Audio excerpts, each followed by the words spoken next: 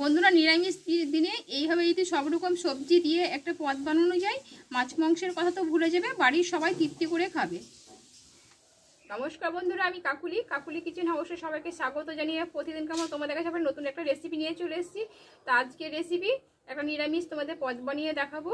নিরামিষ দিনে অনেক সময় মাথায় চিন্তা আছে কি রান্না করবো, তবে আজকে আমি একটা সুন্দর রান্না করে তোমাদের দেখাবো। তোমরা প্রথম থেকে শেষ অবধি দেখতে থাকো। তাহলে চলো শুরু করা যাক। সবজিটা আমি কেটে নিয়েছি, আগে কী কী কেটে নিয়েছি দেখো।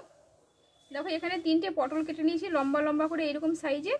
আর এখানে একটা বেগুন আছে, বেগুনটা আগে কাটার জন্য একটু কালো ধরে গেছে, একদম নরম বেগুনটা। আর সজনে ডাঁটা আছে, আলু আছে, এখানে আছে মিষ্টি কুমড়ো। আর এখানে আমি নিয়েছি 4 পিস আমি বড়িয়ে নিয়ে নিয়েছি। দেখো কড়াটা বসিয়ে আমি গরম করে নিয়েছি, উনুনটা ধরিয়ে আমি এতে তেলটা দিয়ে দেবো। আর রান্নাটা আমি পুরো সাদা তেলে রান্না করব, তোমরা সরষের তেলও করতে পারো। যে বড়িটাকে আমি ভেজে নিব আগে। দেখো বড়িটা ভাজা হয়ে গেছে, বড়িটা তুলে নেব। এটা আমি আর একটু তেল দিয়ে দেবো, দিয়ে বেগুনটা আগে আমি কষে নেব।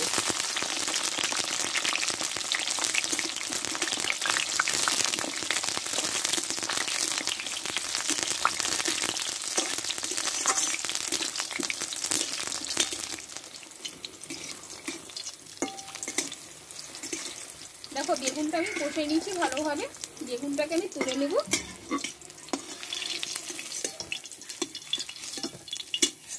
দিয়ে এই তেলে পটলটা আমি কষে নেব।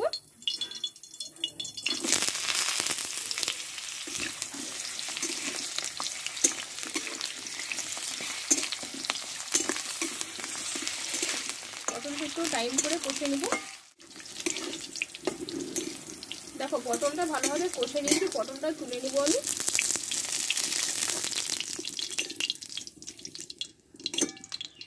দিয়ে এবার আমি আলুটাকে আমি কষে নেব।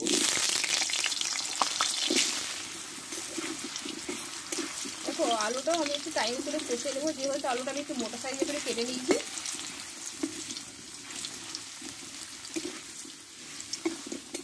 দেখো আলুটাকে কষে নিয়েছি ভালোভাবে, আলুটাকে আমি তুলে নিব। সব সবজিগুলো পরপর এইভাবে আমি একইভাবে কষে নেব। এবার দিয়ে দেবো কুমড়ো আর ডাঁটাগুলো, আমি একই সঙ্গে কষে একটু ভেজে নেব আগে। দেখো এবার ডাঁটাগুলো আমি দিয়ে দেবো, দিয়ে একসঙ্গে এবার কষে নেব একটু টাইম করে। দেখো এইভাবে যদি রান্না করা যায় সম্পূর্ণ নিরামিষ খাবে, তবে বাড়ির সবাই তৃপ্তি করে খাবে। দেখো ডাঁটা কুমড়োটা ভালোভাবে আমি কষে নিয়েছি, এটা আমি তুলে নেব।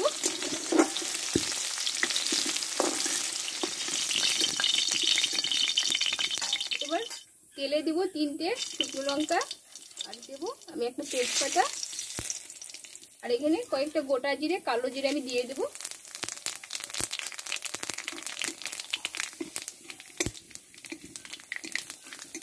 তো এখানে আমি কাঁচা লঙ্কা, আদা আর গোটা জিরে বেটে নিয়েছিলাম, আমি দিয়ে দেবো।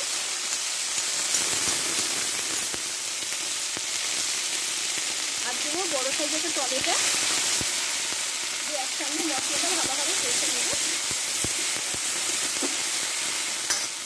এখানে দিয়ে দেবো স্বাদ মতো লবণ, দেবো পরিমাণ মতো হলুদ গুঁড়ো। দেখো মশলাটা এবার একসঙ্গে আমি ভালোভাবে কষে নেব। এখানে পুরো বাটা মশলা রান্নাটা করছি। দেখো মশলাটা ভালোভাবে কষে নিয়েছি, চারিদিকে তেলটা ছেড়ে দিয়েছি। এবার কষে রাখা সবজিগুলো আমি দিয়ে দেবো। বেগুনটা আমি রেখে দেবো, বেগুনটা আমি পরে দেবো।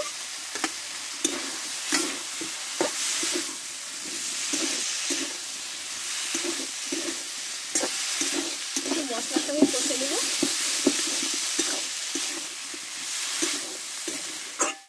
মশলার সঙ্গে একসঙ্গে ভালোভাবে কষে নিয়েছি সবজিটা। এবার আমি পরিমাণ মতো জলটা দিয়ে দেবো।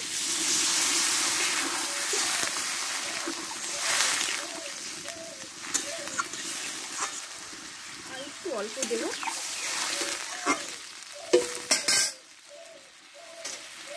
এবার কষে রাখা বেগুনটা আমি দিয়ে দেবো। আর দিয়ে দেবো বড়ি।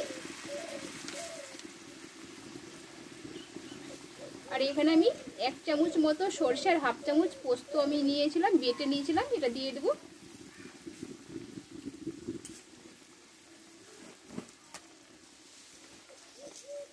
আর এখানে আমি 1/2 চামচ মতো চিনি দিয়ে দেবো।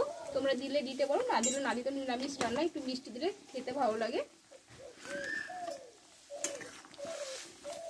এবার আমি কিছুক্ষণের জন্য আমি রান্না করে নেব। বন্ধুরা 6 থেকে 7 মিনিট মতো আমি তরকারিটা রান্না করে নিয়েছি। এবার একটু অল্প ঘি দিয়ে আমি নামিয়ে নেব। দেখো এখানে 1/2 চামচ মতো আমি ঘি দিয়ে দেবো। নিরামিষ রান্না একটু ঘিটা দিলে খেতে খুব টেস্টি হয়। কত সুন্দর কালার এসছে দেখো, আর গন্ধটা খুব সুন্দর দিয়েছে।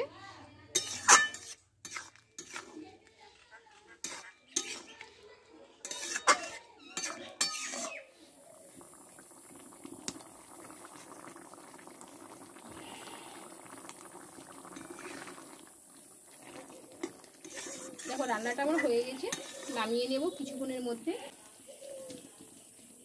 দেখো এবার নামিয়ে নেব, রান্নাটা হয়ে গেছে।